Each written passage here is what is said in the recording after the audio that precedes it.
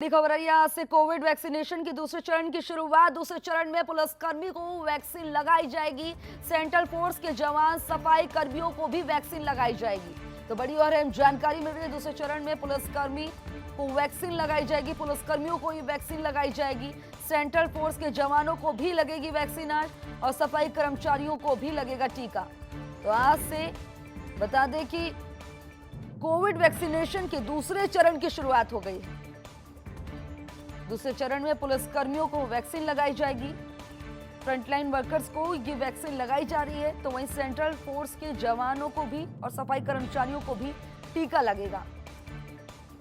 आज से कोविड-19 की वैक्सीन की दूसरे चरण की शुरुआत हो गई है। दूसरे चरण में पुलिसकर्मियों को वैक्सीन लगाई जानी है। सेंट्रल फोर्स के जवान और सफाई कर्मचारियों को लगेगा टीका। स्वदेशी टीका लगेगा ही। और आज से कोविड वैक्सीनेशन के दूसरे चरण की शुरुआत हो गई है। दूसरे चरण में पुलिसकर्मियों को वैक्सीन लगाई जाएगी। सेंट्रल फोर्स के जवान और सफाई कर्मचारियों को भी ये टीका लगेगा। तो बड़ी और अहम जानकारी R9 टीवी अपने दर्शकों तक पहुंचा रहा है। फ्रंटलाइन वर्कर्स को ये वैक्सीन लगाई जा रही है। दूसरे चरण में पुलिसकर्मियों को वैक्सीन लगाई जाएगी, सफाई कर्मचारियों को भी वैक्सीन लगेगी, सेंट्रल फोर्स के जवानों को भी टीका लगेगा दूसरे चरण में। और दूसरे चरण की आज से शुरुआत हो गई है।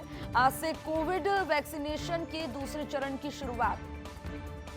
दूसरे चरण में पुलिसकर्मियों को वैक्सीन लगाई जाएगी, तो वहीं सफाई कर्मियों को टीका लगेगा और सेंट्रल फोर्स के जवानों को ये टीका लगेगा।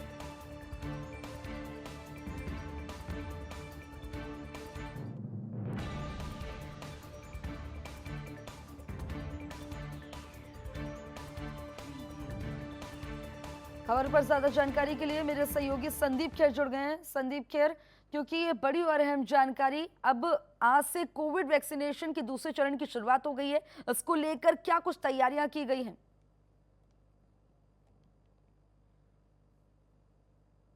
सकते हैं कि लगातार कोविड वैक्सीनेशन को लेकर इसके पहले भी कई चरण चलते आए हैं। उसी में कह सकते हैं कि आज जो इसका एक दूसरा चरण है वो शुरू हो रहा है, जिसमें जिला अस्पताल व जिला महिला अस्पताल में लगभग 10,000 कोरोना योद्धाओं का टीकाकरण किया जाएगा, जिसमें पुलिस है, SSB के जवानों के अलावा राजस्व अफसर व कर्मचारी शामिल होंगे। जहां इसके पहले अभी तक कह सकते हैं कि स्वास्थ्य से संबंधित लोग थे, उनको ही टीके लग रहे थे। लेकिन कह सकते हैं कि आज से ये जो टीकाकरण का कार्यक्रम है, इसमें राजस्व कर्मी और सुरक्षा विभाग से जुड़े हुए लोगों को टीका लगाएंगे। और साथ ही साथ आज जो पहले के स्वास्थ्य कर्मी थे, जो कहीं ना कहीं से टीकाकरण के अभियान में छूट गए थे, उनका सूची में नाम शामिल था लेकिन उनके टीका नहीं लग सका था, आज उनको भी टीका लगेगा और 17 केंद्रों पर पूरा ये टीकाकरण होगा।